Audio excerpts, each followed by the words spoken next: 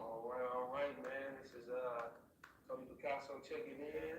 Go ahead, man. Introduce yourself. Yeah. Robert White, Bobby Blanco, Black, Dad, Poppy, all of those things. Yeah.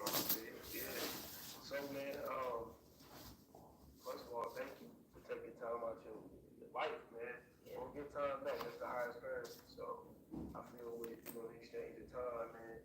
I mean, it's cool to share with you though, bro. It's cool, yeah. And I mean, honestly, the privilege is mine, man. So, like, really, like, thanks for even thinking of me to even want to talk to me or anything, just to be a part of it. So, really, the privilege is mine, sir. For sure. I would just say this. You already know how I am. Like, everybody shows these typical sides of what a father is, let alone a black father, right? Like we have all these things that are constantly being fit in our head, what that representation looks like, and it's dope to know a brother that's standing on business as well. You feel me? Like, and everybody doing it their way. Like, it's not like, hey, bro, you should do it like this, and you gotta be this. Like, we ain't know that. You know what I'm saying? We just showing real authentic fathers and expressing themselves the way they can too. You know? So my first question to you would be this, man. Give us a little background of you just growing up. Like, how was Little Rod? You know what I mean? So I mean, I grew up. I got two younger sisters. I'm the oldest, so I was always big bro. And I always wanted to be a dad. Like that was like my number one thing. Like just growing up, I always knew I wanted to be a dad. My biological dad wasn't around, but fortunately, my mother remarried when I was 3 to my stepdad who raised me, and so he set the example of manhood, fatherhood, all of that, and then my mom was a phenomenal woman as well, so she just instilled those principles of just a family aspect. She made the house a home, and so uh, I tried to recreate that in my own way, but you can't recreate it without a woman. Mm-hmm. So I mean that's imperative. And just as far as like my manhood and my fatherhood, I've just really just the principles that my parents instilled in me. I've just literally try to live that out in real time. I like that. Can you give us uh, 3, 5, however many, Give us your top 3. Well, I got a 2, 3. Your top 3 principles, or just the ones that come to your head, because I guess you can exchange what's more important and what's not, depending on the circumstance, right? I think number one is just being present. Like I think that all of my kids would feel like that they can come and talk to me or that I make them a priority in my life. Um, I try not to make like the work life and the adult stuff. I try not to let them really even deal deal with that because they kids, right? So, number one is just being present. Two, love. I mean, love probably should be first, but you got to be present to show love. I don't think that you couldn't, if you're not present, you're not going to be able to even show love because you're not going to be able to understand it. And just building a relationship, like, I don't think my kids think I'm their friend, but I think that I mean, you can come and talk to me, right? I'm not your friend, though. Yeah. Maybe sometimes, but I mean, it sounds challenge. You know, you still, you want kids to be kids and enjoy life. I think that I grew up and I had a childhood. You know, Beautiful. especially Thank you. a lot of black children, they don't have childhood. They deal with trauma. In my situation, I didn't really deal with a lot of trauma. Honestly, like I'll be honest, I didn't really deal with a lot of trauma. So I like had a childhood, like a very fulfilling and satisfying childhood. So I try to let my kids have that same thing. Like I want you to still be a kid, like go to the park, go outside, play with toys, have an imagination, be creative. It's not going to, put me in a situation that would harm my life.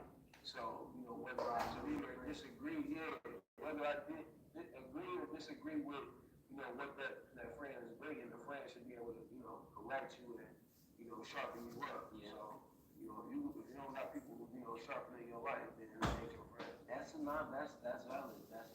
That's true. Cause like we want to put our kids in the best situation, Yeah.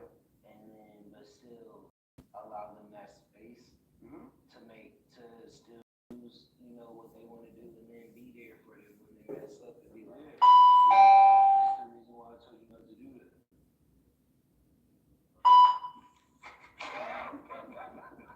Like, how did I get a part of it? Nah, that's dope, man.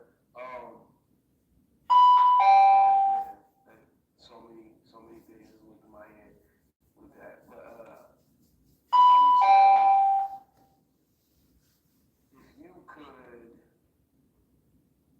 share one thing to another father, right now, whether it be inspirational, whatever, a father that just needs some type of encouragement, what would you say to him? Be yourself. I like that. Elaborate. I mean, I think so many times in society, it's like a narrative of how a father is supposed to be, and our goal is to raise authentic kids. Kids that are gonna be adults that are gonna have an impact on this world, and they're not gonna be able to do that if they don't know themselves and know their purpose. So you know who you are, and you gotta live in your truth. You gotta live in your purpose. So be yourself, King. Yeah. I like that. There's nobody at the doors. Man, Ooh. that's wow, that was deep right there. I mean, that shit's how I'm Good meeting with everybody real quick. That's been my point of view. That's what that is? The front door? I can't be nobody. If I can't be myself, Nobody at the front door. That's what that is? The front door bell? It could be either one. Oh, okay. Oh, dang. With my kids, I can't be me around them. I totally get it. So yeah, and then they don't really, they didn't have a choice in all of this. Like they just here, so they like yeah. So I have to show up and be authentically myself, so that they can trust me and be like, oh, I can trust you, because anytime I show up, anytime I see you, anytime I interact with you, you're showing me it's a consistent person. And when you're not being your authentic self, you gotta. It's usually being authentic. It's a roller coaster, right?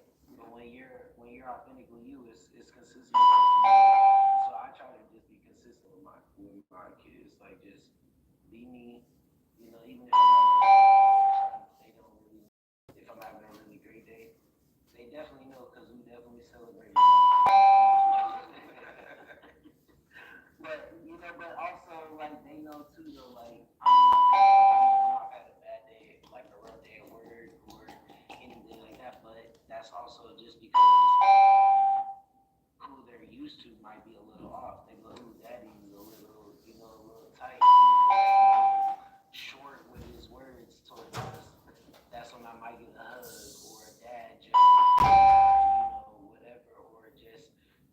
that just that little extra attention, you just recognize when oh, let me just do like Ruthie, like one thing that I just realized, like Robert is 14, the twins are 11, and Ruthie's 17 months, so I'm like pretty much starting over, right?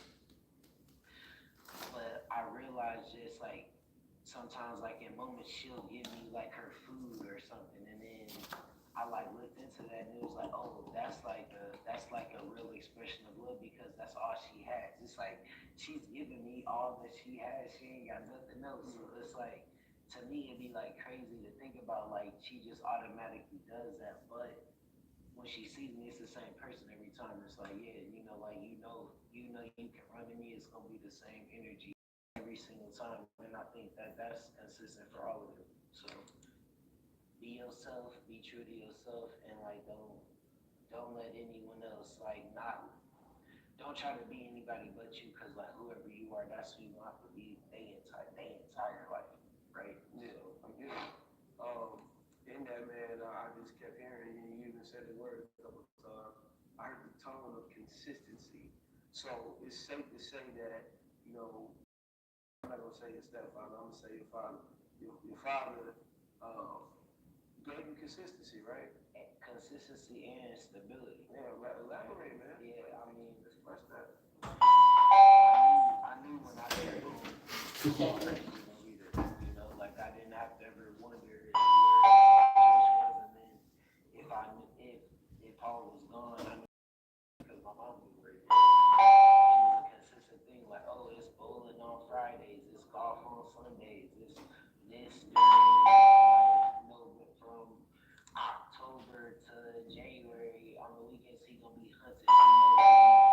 It was like a family, everybody knew, so it was stable. And when there's stability and consistency, that's how you build foundation. That's how you build trust. Like Tuesdays, what do we normally eat tacos? That might be like, for instance, somebody might look at that as the weirdest thing or something simple, but we've been eating tacos on Tuesdays since you knew what Tuesdays were.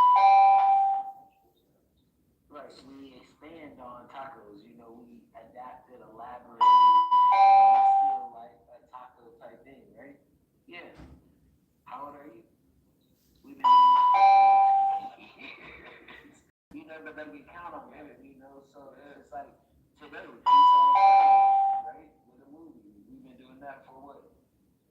Your whole life. That's so they can count on that when they know it's like, oh, Friday, we don't even have to talk about it. It's like, where we getting the pizza from? What movie? About what movie we gonna watch? But they know that, and that they don't realize it later in life. But that consistency to me is just, I mean, for me it was foundational. So, is there anything you like to say to Paul? You know what I'm saying? oh, I mean, I love you. I mean, I love you. I never weird.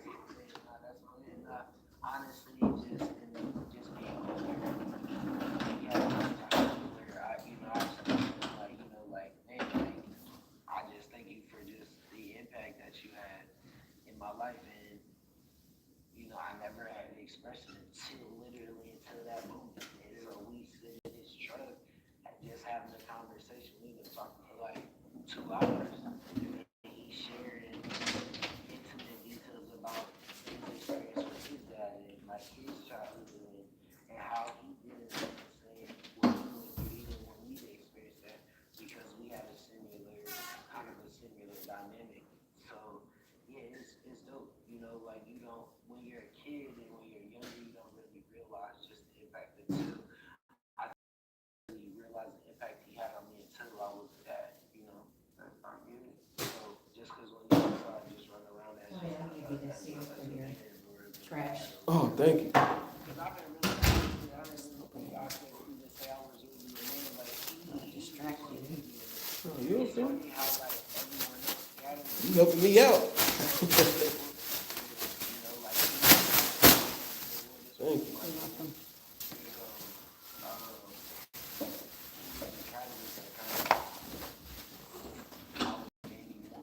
To be a man because I knew I had somebody who cared me, and now I got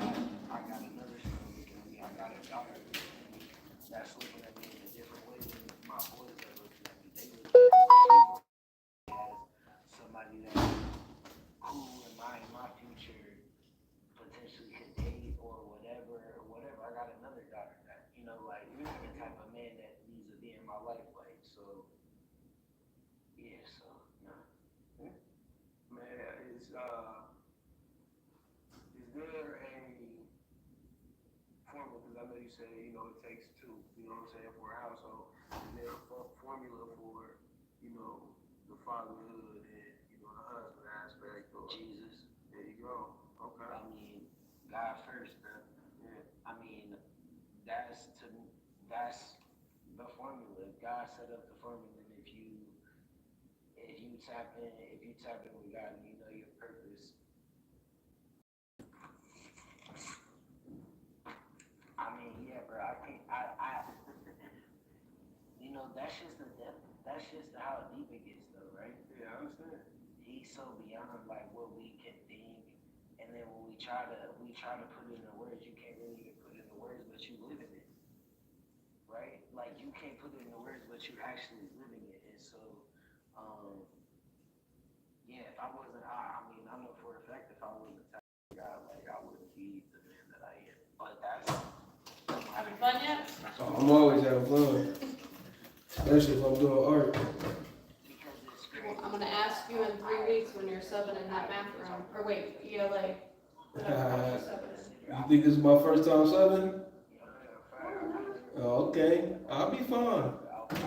I came from Eisenhower, so I was there for a year and a half, and prior to that, I was over in Champaign. I think high school's way easier. I did 3 Yeah. years at our high school first before I got to middle school. Yeah, I feel you. I'm just gonna be present. You know what I'm saying?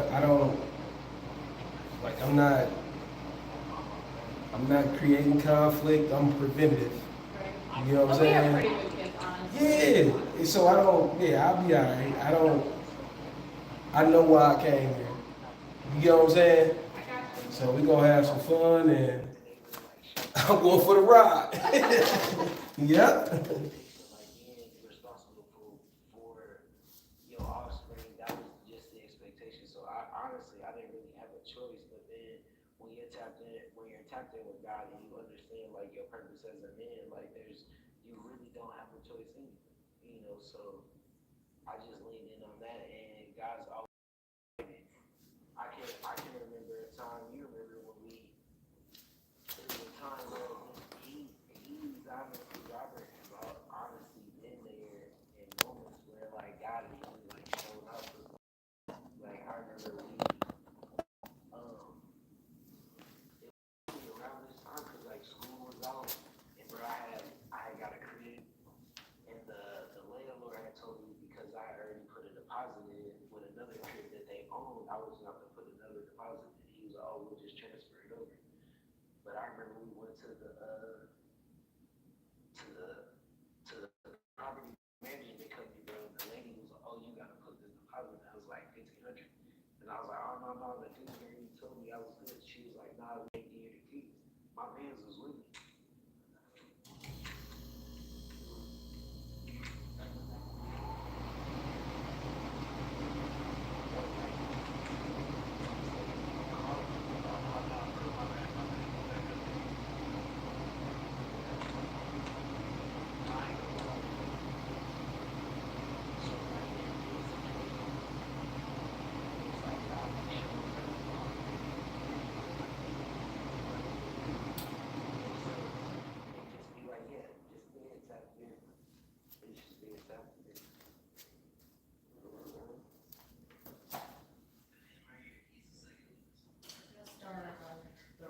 Yeah, I was hot today. It was hot in there all day today.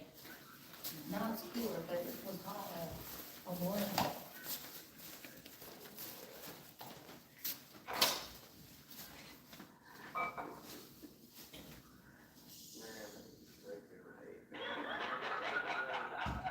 That's how you took city, though?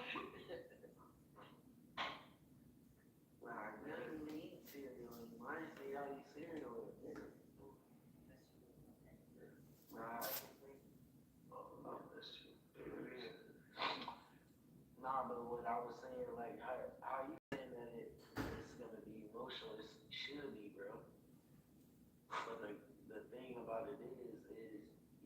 tell you something that most people, they don't capture when it comes to dad or fatherhood, period.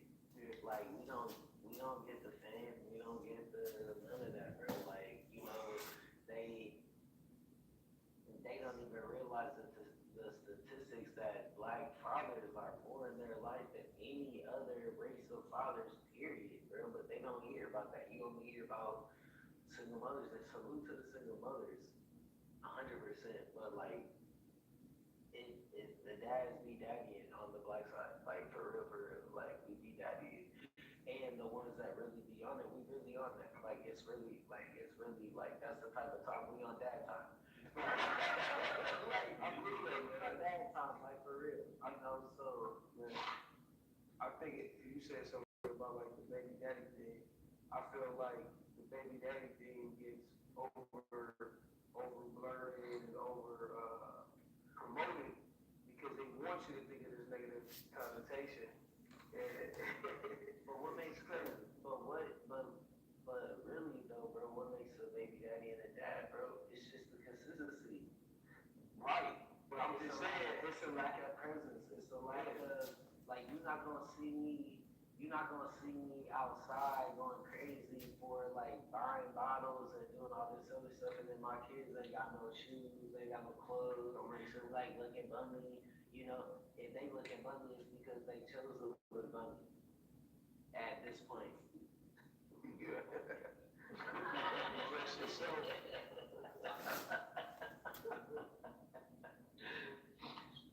No, I'm really talking about your brother. He took some braids out last night on purpose so that he could go to school with his hair looking like that, looking like Ja Rule, looking like who shot John and forgot to kill him. He chose that. But I'm gonna let you do that though. I'm also not the type of parent that, yeah, you represent our family, but you really represent your family on how you carry yourself. I don't care how you look. How you carry yourself in the classroom, grades, behavior, that's how you represent our family. Like how you dress, that's irrelevant, because like, shoot, the way you dress could be the next biggest trend, like tomorrow, the way the fashion is. Like I don't care about that. But when you're in the classroom, you gonna have good grades. You're not gonna be getting detentions and getting kicked out of class and all of that. We're not doing that, right? And so that's really where, for me, the daddy comes in. But when you're a baby dad, you can't do that because you ain't really got no presence. Like if you don't have no presence, you don't have your presence as a dad isn't really felt if you're not there. Like it's just not there. Just like if any type of authority, you think of an authority figure, or if they're not always there, you gonna be doing whatever. It's just like, yeah, whatever. You knew what parent you could get away with what, right? For me, I couldn't get away with nothing with either one. There was no getting away with nothing. So it was not no getting away. I learned to stop lying. I learned like, man, like it's better if you just tell the truth instead of lying. I learned that when I was like 10.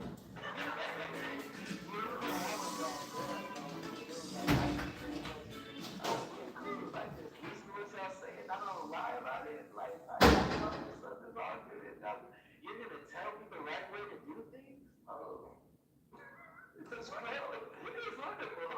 It's the easiest life, man. Like, yeah, easier just listening.